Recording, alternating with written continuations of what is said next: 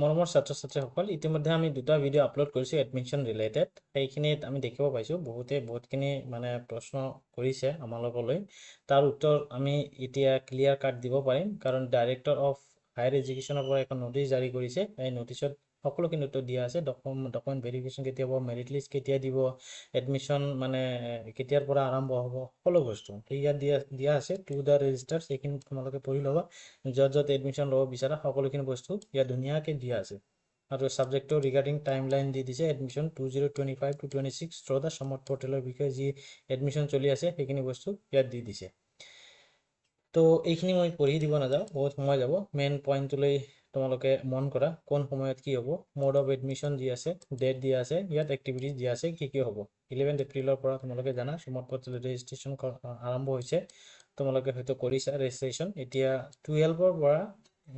22nd মেলৈকে কি হ'ব programme সিলেকশ্যন selecting by the applicants and simultaneously scrutiny applicants by এইখিনি সময়ত কি হ'ব তেওঁলোকে স্ক্ৰুটনি কৰিব ৰাইট আৰু 23 পৰা 25 খুবই গুৰুত্বপূৰ্ণ এটা ডেট ভেৰি ইম্পৰ্টেণ্ট তোমালোকে নোট ডাউন কৰি ৰাখিবা মাত্ৰ দুদিন তিনিদিন সময় পাবা এই correction window' for the student যদি কিবা তোমালোকৰ ভুল আছে মই দেখিছোঁ কমেণ্ট ছেকশ্যনত বহুতো কমেণ্ট কৰিছে তোমালোকৰ নাম ভুল আছে সেইখিনি তোমালোকে কাৰেকশ্যন কৰিব পাৰিবা 26ৰ পৰা 28 মেলৈকে কি হ'ব স্ক্ৰুটনি of applications by the ACI of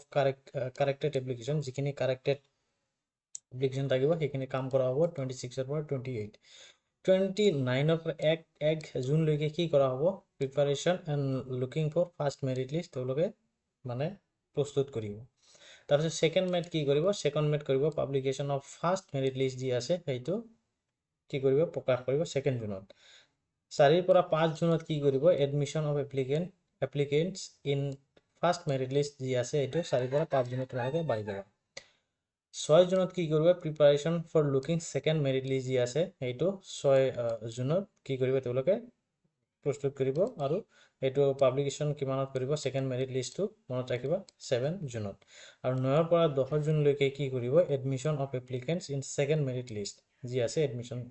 চলিব 9 পৰা 10 এদিনে মাত্ৰ তোমালোকে সময় পাবা বা দুদিন সময় পাবা ইয়াৰ ভিতৰত তোমালোকে কৰি ল'বা 11 পৰা 14 জুনলৈকে কি হ'ব স্পট এডমিশ্যন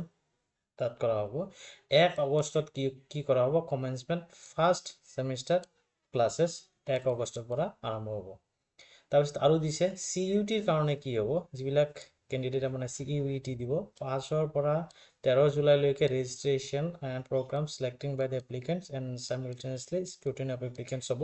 আৰু 14 পৰা 15 জুলাইত কি হ'ব কাৰেকশ্যন উইণ্ড' থাকিব তেওঁলোকে সেম বস্তুটো তেওঁলোকে দিলে হ'ব আৰু 16 পৰা 18 জুলাইলৈকে কি হ'ব স্ক্ৰুটিনি অফ এপ্লিকেণ্টছ হ'ব কাৰেক্টেড উইণ্ড' সেম বস্তুটো ইয়াত দিছে আৰু 19 জুলাইত কি হ'ব preparation and publication of first merit list আৰু 21 পৰা 22 জুলাই কি হ'ব admission of applicants in first merit list আৰু 23 জুলাইত কি হ'ব preparation and publication of second merit list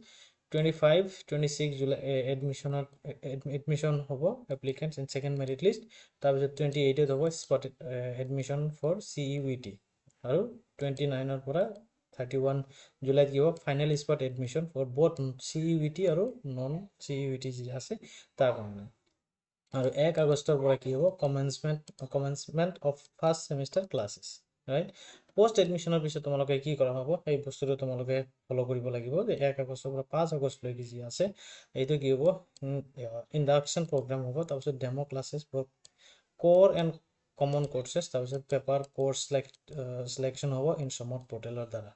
right এইটো কেনেকৈ কৰিম বা কেনেকৈ কৰিবা কি কৰিবা সকলোখিনি আমাৰ চেনেলত পাই যাবা যাৰ কাৰণে তোমালোকে কি কৰিবা চেনেলটো ছাবস্ক্ৰাইব কৰি ৰাখিবা আমি সময়মতে তোমালোকক এতিয়া যেনেকৈ মানে নটিফিকেশ্যনবিলাক দি আছোঁ ঠিক তেনেকৈ আমি তোমালোকক নটিফিকেশ্যনবিলাক প্ৰভাইড কৰিম ইয়াত ষ্টাৰ দি দিয়া আছে এটা বস্তু খুবেই গুৰুত্বপূৰ্ণ the CUET admission timeline will be dependent on the declaration of CUET results there may be modification to be schedule of CUET admission on account of this in case any changes the same will be notified accordingly যদি কোনো change কৰা হয় notification কৰি দিবা আমি সেই notification তোমালোকক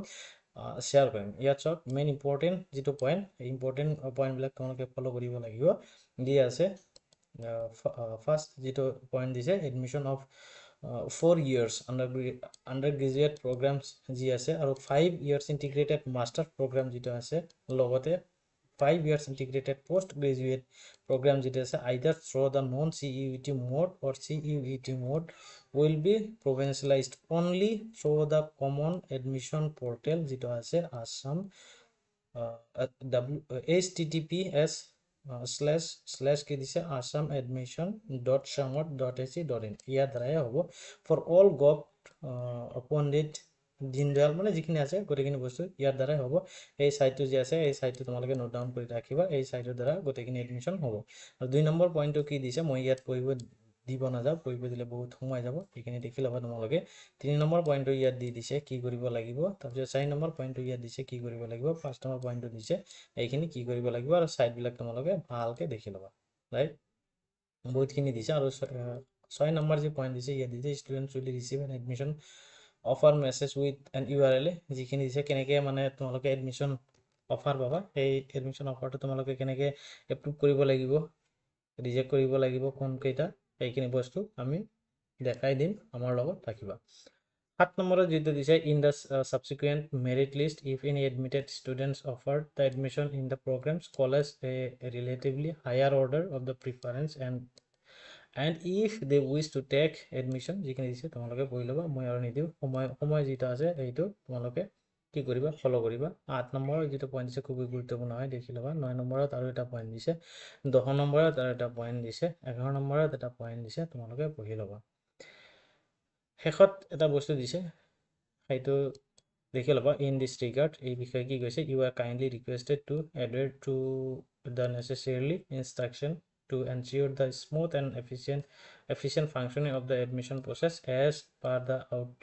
outline timeline. This has approval of the higher authorities. ঠিক আছে এখিনি দেখি ল'বা আৰু নাই আৰু ইয়াত যি আছে এখিনি বেছি গুৰুত্বপূৰ্ণ নহয় তোমালোকে ইতিমধ্যে পাই গৈছা তোমালোকে এই যেটো আছে নোটিফিকেশন আছে সেইটো যদি লাগে তেনেহলে ডেসক্ৰিপচনতে লিংক চেনেলটো সাবস্ক্ৰাইব কৰি দি কেনে ডেসক্ৰিপচনতে লিংক পাবা তাত ক্লিক কৰি এটো ডাউনলোড কৰিব পাৰিবা আমাৰ টেলিগ্ৰাম যি লিংক আছে তাত গৈ